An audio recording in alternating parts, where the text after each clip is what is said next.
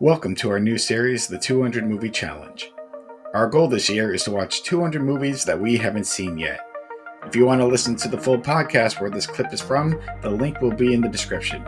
Now enjoy today's movie.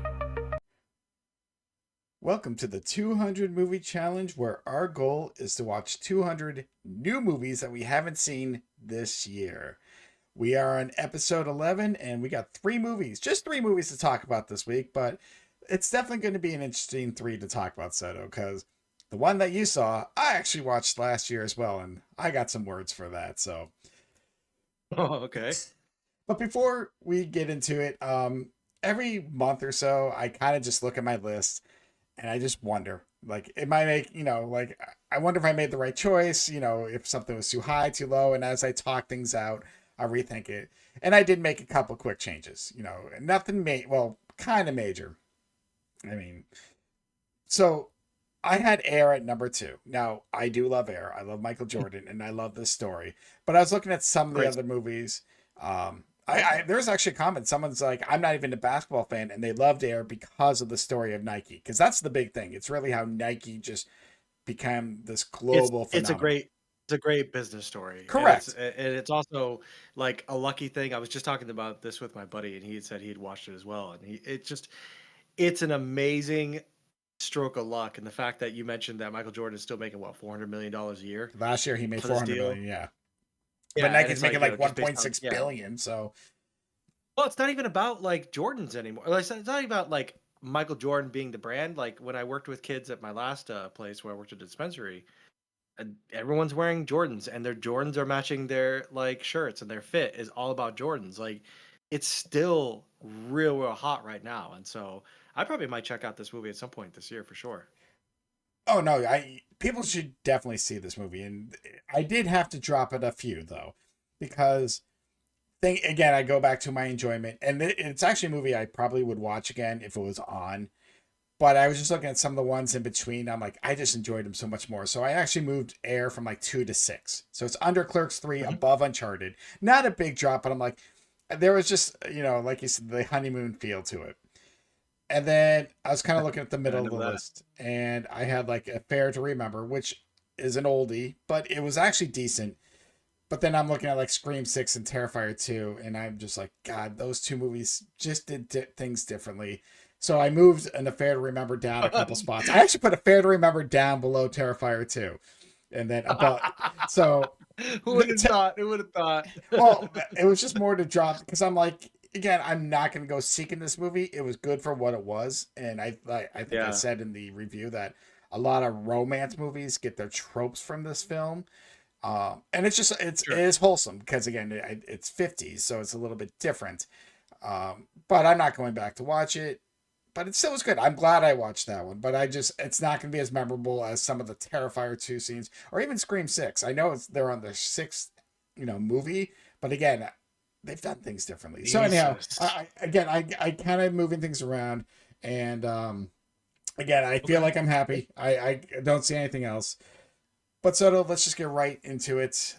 What was the one movie you watched this week, which I know we kind of teased the last couple Ugh, weeks? we sure did, and wow, what a ride this was. So I watched Unhinged, starring a very heavy set Russell Crowe. Mm-hmm. And I talked about it. I'd seen memes and I'd see like little snippets on TikTok being like, I don't think you know what a bad day is, but you're gonna find out.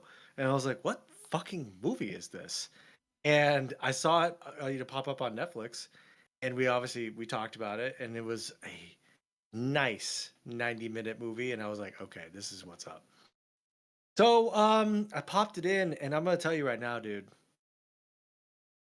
I, my biggest takeaway from this movie, or at least my lead thought with this movie, is that there is not a single fucking wasted moment in this entire movie. That doesn't make it the greatest movie of all time, but this movie starts off and immediately Russell Crowe's character is killing people and burning houses down from the first scene, right? Mm-hmm. So immediately it sets up everything about his character, and everything that happens in this movie sets up everything else. And for those who don't know the story, I'll just do the very beginning of it, which is, a mom, she's really going through it like we all are, and she's taking her kid to school, and unbeknownst to her, this guy in the pickup truck, it's Russell Crowe, who has obviously just burned a house down and killed some people, is stopped at a red light, and then it goes green, and then he doesn't move, and so she gives him like a really prolonged honk,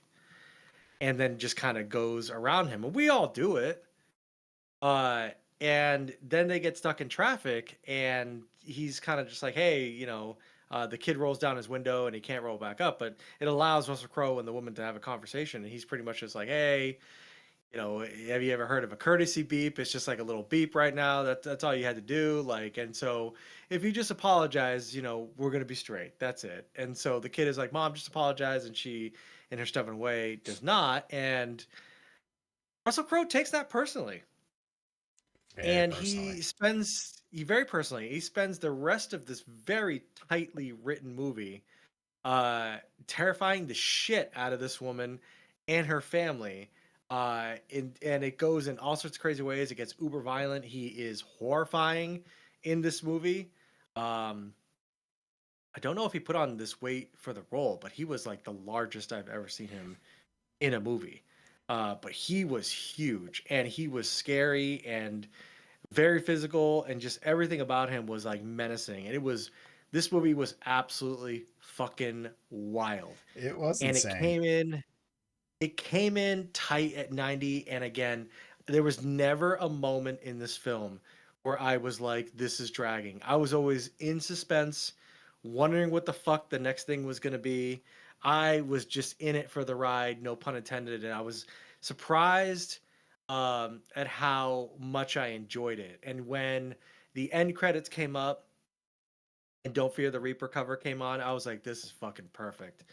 Everything just This fucking movie just had its plot moved forward in such a nice tight way, that it was almost the perfect movie.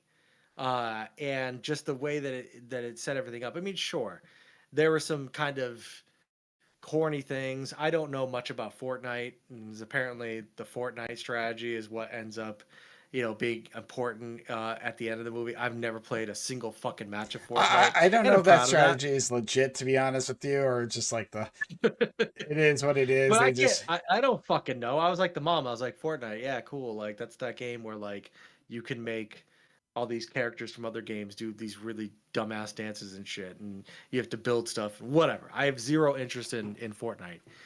So I guess maybe that was kind of cheesy. I didn't really get that vibe because that kind of went over my head. But again, like I said, every single plot point was set up and closed out, and it ended, and I felt incredibly satisfied by the end of this movie. Absolutely satisfied. well, I know we've talked about this a couple times, and when you mentioned it, I was like, I watched this last year because I was watching some horror movies during October, and I kind of saw this, and like you, it was 90 minutes, and I saw Russell Crowe.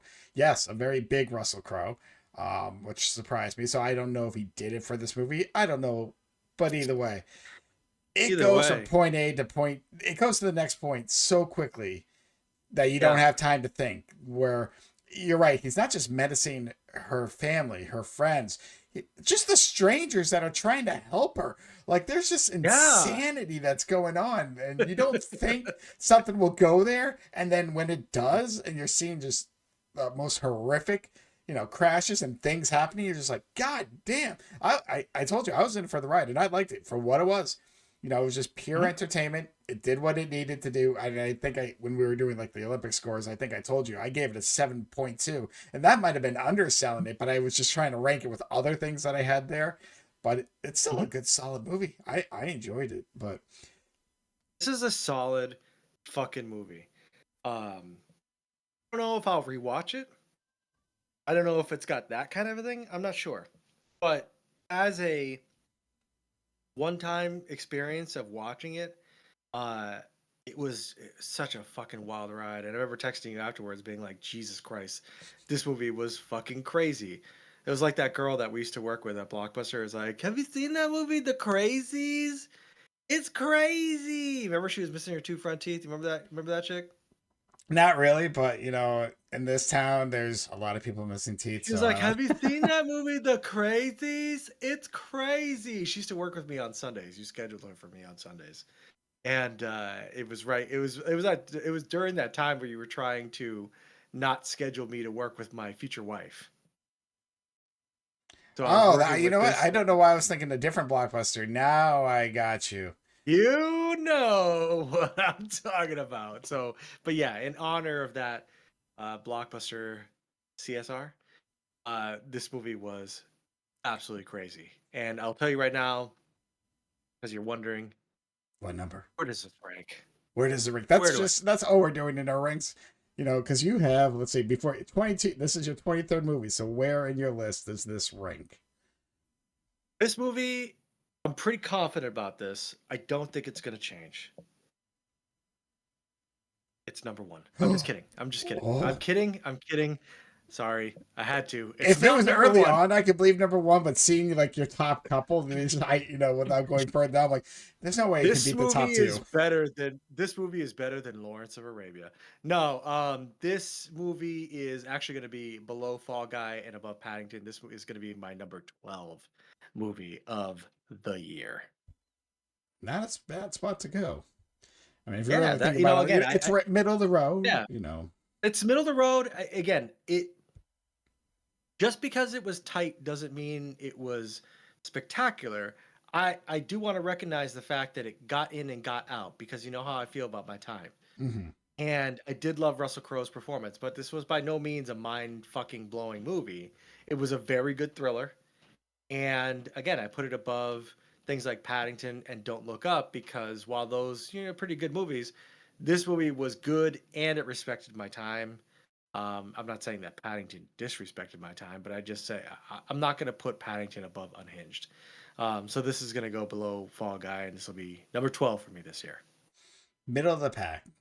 Just put Middle it of the this pack. way. That's Nothing it. wrong with that. There's nothing wrong with that. This movie's towards the bottom of my list, which I like. I just will never really watch again and wonder why they made If you it. look, if you're hanging out with your significant other and you want to watch like a thriller, and you kind of just you got nothing else going on, maybe you want like a Friday, like make some popcorn and do some shit. This is the movie to watch. You both will be fucking like what the fuck? I can't believe this. You'll go on the ride together. It'll be over, and then I'm telling you, it's a great time. This is like an excellent Friday night movie. I would recommend it at Blockbuster Video, 100%.